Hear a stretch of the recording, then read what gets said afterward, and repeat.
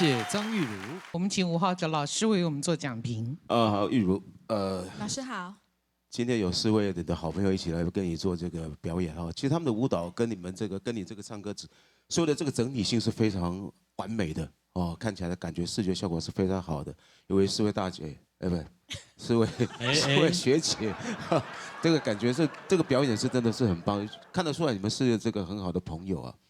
不过呢，如果这毕竟是歌唱比赛嘛，那撇掉这个动感的部分呢，其实在唱歌的部分，因为这首歌是比较动感，它是一拍一拍一拍一拍的，所以基本上呢，你就唱起来会一颗一颗一颗，一个字一个字，那种感觉会比较强烈。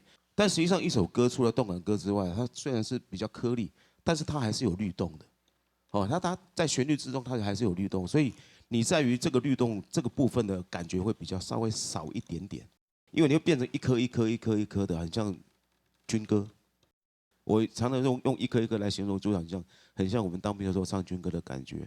哦，除了这个部分之外，其实其他部分我觉得都还蛮好的。好，谢谢老师。谢谢。我们接下来请子红老师为我们做讲评。好，玉茹，老师好。玉茹今天的表现蛮好的。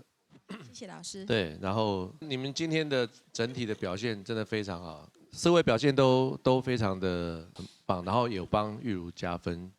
对，虽然说不列入评比啊，但是整个画面看起来，那玉茹今天的表现，因为其实你自己是舞蹈老师，所以对于怎么跳舞跳舞的时候一边唱歌的时候，其实你是真的是有好好思考过，我觉得是这一点是非常好的啊。